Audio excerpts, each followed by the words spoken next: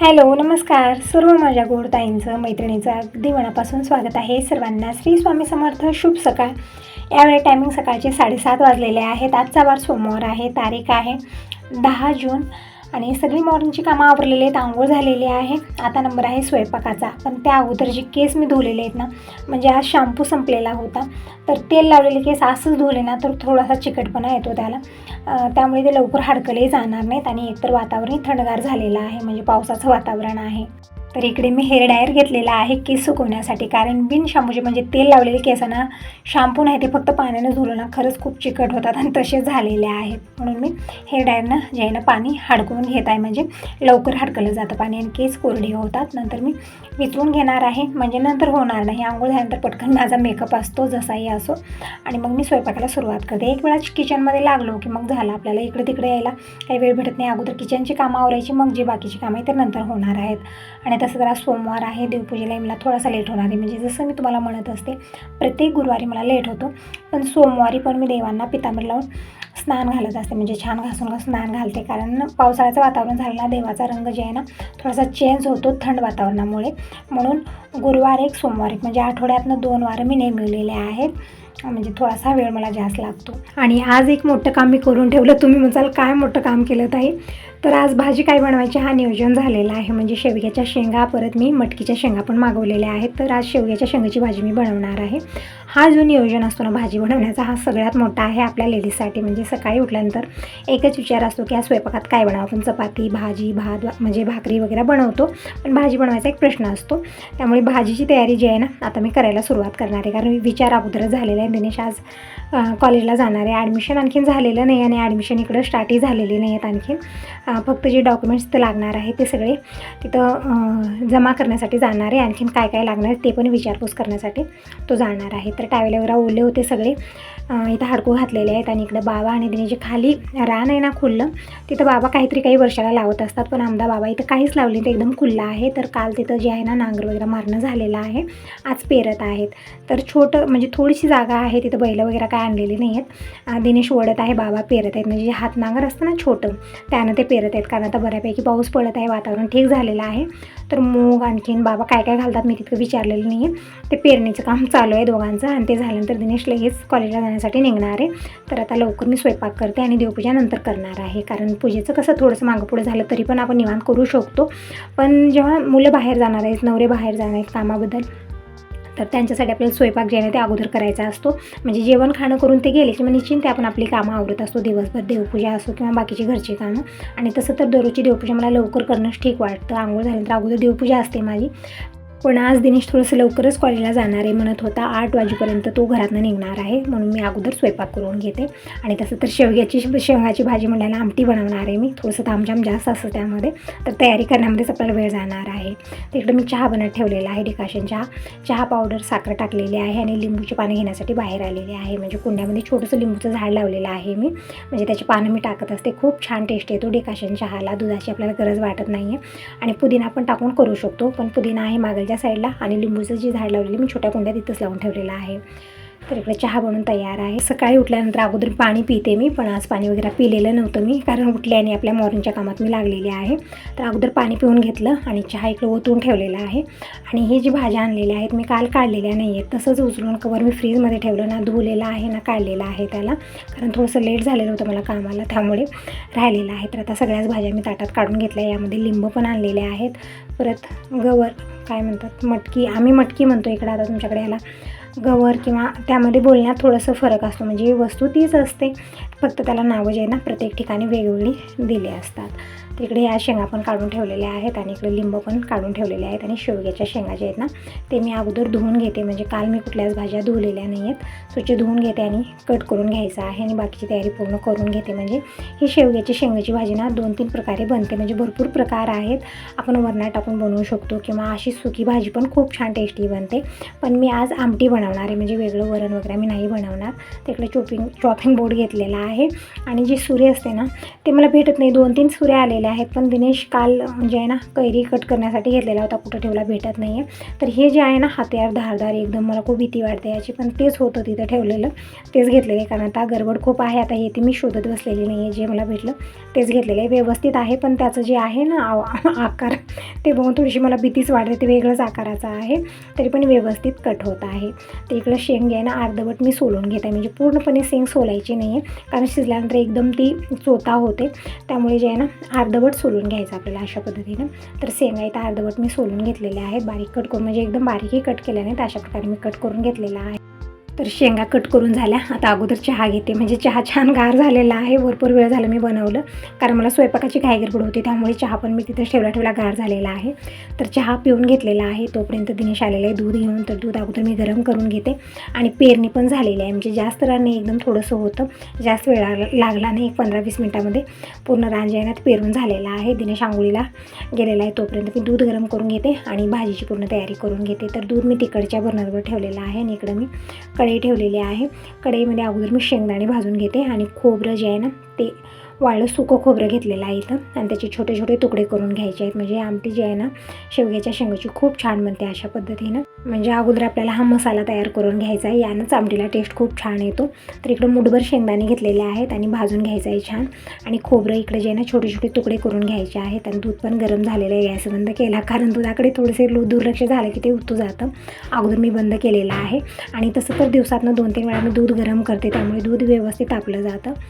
तर इकडं जे आहे ना खोबऱ्याचे तुकडे करून घेतलेले आहेत, शेंगदाणे पण छान गार झालेले आहेत. तर मिक्सरच्या भांड्यामध्ये मी शेंगदाणे काढून घेतले, खोबरं पण यामध्येच टाकायचं आहे, आणि हे जे मसाला आहे ना शेंगदाण्यानी खोबरं एकदम बारीक आपल्याला वाटून घ्यायचं आहे, म्हणजे छान अशी पूड करून घ्यायची आहे याची, म्हणजे शेवग्याची आमटी आपण बनवत आहोत ना छान आळून येते. तर शेंगदाण्यामध्येच मी खोबरं टाकलेलं आहे, दोन्ही एकत्र मी इकडं बारीक करून घेतलेलं आहे. तर बघू शकता एकदम छान अशी बारीक पूड झालेली आहे, आणि संग मी इकडं भात पण बनत ठेवत आहे. तर कुकरमध्ये इकडे 2 ग्लास तांदूळ घेतलेले आहेत, 2 ते पाणी स्वच्छ धुवून घेऊ, आणि बारीक जे पॉकेटचा तांदूळ येतो ना तो संपलेला आहे, तर मोठा तांदूळ आहे, तर थोडंसं पाणी जे ना असं निघतं, तर 2-4 वेळा मी स्वच्छ धुवून घेतलेलं आहे, आणि तांदळाच्या डबल पाणी टाकलेलं आहे. आणि इकडं थोडंसं मीठ टाकलं, म्हणजे चवीपुरतं मीठ टाकलं, आणि भात बनत ठेवते, म्हणजे भात बनत राहील तोपर्यंत मी भाजी बनवून घेते.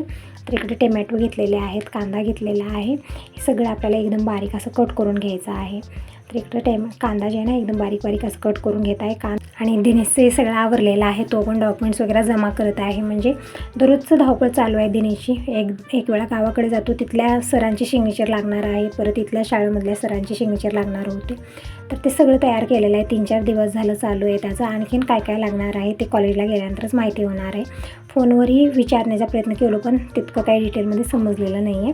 तर दिनेश जाऊन आता आज काय काय लागणार आहे ते विचारून पण येईल, आणि जे त्याच्याकडे आहे डॉक्युमेंट ते जमा करून पण येईल. तर इकडे टमॅटो जे आहेत ना मी 2 ते 3 बारीक कट करून घेतलेले आहेत, 2 कांदे बारीक कट करून घेतले आहेत मीडियम साईजचे, आणि कोथिंबीर बारीक कट करून घेतलेले आहे. आणि इकडे गॅसवरती मी कढई ठेवलेली आहे. जोपर्यंत कढई गरम होत आहे तोपर्यंत इकडे लसणाची पेस्ट बनवून घेऊ, म्हणजे थोडासाही वेळ असा वेस्ट जाऊ द्यायचा नाही आहे सकाळचा, कारण दुपारच्या वेळेत आपण आमक टमक करतो, पण ते सकाळच्या वेळेत जर केलो ना आपण, खरंच सगळेजण उपाशी मरतील, कुणालाच पोटभर जेवण भेटणार नाही. कारण आपण वेळेत केलो तर सगळेजण वेळेत करून आणि वेळेत जेवण करून वेळेत ते जाऊन पोहोचतील. जर स्वयंपाकाला लेट झाला आणि जेवायला लवकर भेटलं नाही, मग सगळ्याच कामाला जे ना त्यांना पण लेट होतो ना आपल्यालाही तसंच आहे. त्यामुळे सकाळी जे ना म्हणजे आजपर्यंतचा जो रुटीन होता थोडासा चेंज होता माझा, म्हणजे वेळेत कुठलंच कामं आवरत नव्हते, कारण कोणी कुठं जाणार नव्हतं. पण आता परत अगोदर सारखे दिवस आलेले आहेत. आता यांचं तर आहे रेग्युलर सकाळी लवकर जाणं, परत 9-9:30 वाजता जेवण करायला, आणि कधी येतच नाही आहेत, तिकडं जातात, कारण त्यांची कामं तशी असतात. त्यांचं थोडंसं वेगळं आहे, पण मुलांचं तसं नाही आहे. जसं वेळेत हे जात असतात मुलं, जसं 8 वाजता 9 वाजता जी टायमिंग आहे त्यांची, त्या वेळेपर्यंत मला स्वयंपाक करायचा असतो. अगोदरचा तर रुटीन माझा कसा होता तुम्ही बघितलेला आहे. मी सगळ्या म्हणजे प्रत्येक एक गोष्ट मी व्हिडिओमध्ये शेअर केलेली आहे अगोदरच्या. म्हणजे पहाटे मी 4:30 वाजता उठून स्वयंपाक करायचे, कारण त्याने 7 वाजता कॉलेजला जात होता. पण आता बऱ्यापैकी रुटीनमध्ये चेंजेस आलेले आहेत, तितकं जे आहे ना धावपळ आता होत नाही आहे.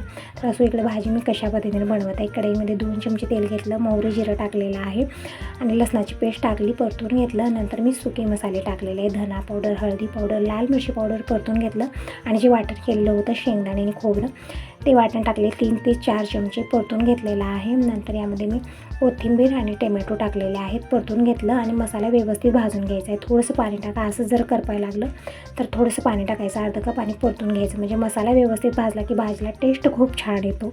नंतर मी टोमॅटो टाकले, परतून घेतला. हा मसाला व्यवस्थित भाजल्यानंतर यामध्ये मी शेंगा टाकले शेवग्याच्या. थोडा वेळ मसाल्यामध्येच भाजून घ्यायचा आहे, म्हणजे टेस्ट फोडणीचा यामध्ये छान उतरला जातो. नंतर मी पाणी टाकलेले खूप सारं, कारण मी पातळ अशी आमटी बनवणार आहे, खूप छान बनते. आणि चवीपुरतं मीठ टाकलं आणि थोडासा सुहाना मसाला टाकलेला आहे. आवडीप्रमाणे आपण गरम मसाला वगैरे टाकू शकता, पण मी तर कुठलेच मसाले टाकले, फक्त सुहाना मसाला मी अर्धा चमचा टाकलेला आहे. मिक्स केलं आणि झाकून ठेवलेले. भाजी बनत राहील तोपर्यंत मी पसारा आवरून घेते, कारण जशी भाजी बनली तसा पसारा खूप होतो. आणि आणखीन देवपूजा झालेली आहे, त्यामुळे थोडंसं सोनं सोनं वाटतं. सकाळी आंघोळ झाल्यानंतर अगोदर देवपूजा झाली, दीप प्रज्वलित केलं, धूप लावलं, खूप छान मन प्रसन्न राहतं.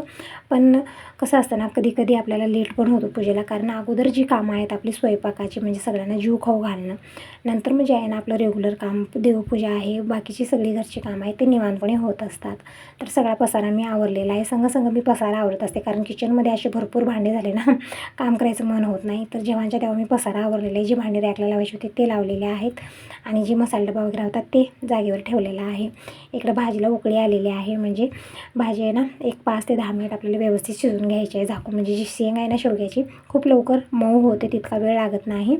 तर इकडं भाजी जी आहे ना शिजत आहे, तोपर्यंत दिनेशला मी जेवायला वाढते, कारण आता लेट झालेलाच आहे. कारण सकाळी रनिंगला गेला, आल्यानंतर परत तिकडं पेरणी चालू झालेली होती, 15-20 मिनिट त्यामध्ये गेले, दूध आणायला गेला, म्हणजे खूप सारी कामं दिनेशला पण सकाळी होऊन जातात, त्यामुळे त्याला पण लेट होतं. तर आज दिनेशने सगळं आवरलेलं आहे वेळेमध्ये. आणि इकडं शेवग्याची भाजी आणि भात दिनेशला जेवायला वाढलेला आहे. आवरलेलं आहे त्याचं पण सगळं. आणि इकडं फोनवर बोलणं चालू आहे, म्हणजे त्याचे मित्र पण येणार होते ॲडमिशन घेण्यासाठी. त्यांनाच सांगत आहे की काय काय घ्यायचं आहे, काय काय नाही. आणखीन तिथे गेल्यानंतर आता काय माहिती होणार आहे ते पण आल्यानंतर म्हणजे जमा करणार आहे, तेच सांगत आहे. तर इकडं बिन तुपाचं जेवण होत नाही, कशी भाजी करा. तर तूप दिलेलं आहे. परत मी इकडं भात आणि भाजी हे पण दिनेशला लागेल तसं वाढत आहे. आणि इकडे मी देवपूजा पण करून घेत आहे. तर काल ज्याने मी रांगोळी तर काढलेली नव्हती, फक्त फुलंच ठेवली होती. ज्या दिवशी जास्त फुलं भेटतात ना, त्या दिवशी पूर्ण भरून मी देवाऱ्यावर फुलं ठेवत असते, आणि दुसऱ्या दिवशी ते फुलं जे ना फरशीला चिटकतात, तसं झालेलं होतं. सगळी फुलं काढून घेतलेले आहेत, आणि देवांना मी किचन काउंटर आणून ठेवलेलं आहे. बाबांचं बाहेरच, म्हणजे ते पेरलेलं आहे ना रान, त्याला झाकत आहेत. असं म्हणतात की पेरल्यानंतर ते पंचीव ते जे ज्वारी आपण पेरलेलं असतं ना धान्य, ते घेऊन जातात, म्हणून बाबा ते माती झाकत आहेत. ते काहीतरी घेतलेलं आहे, ते घेऊन फिरवत आहेत त्या रानावरती, म्हणजे ते माती झाकली जाते.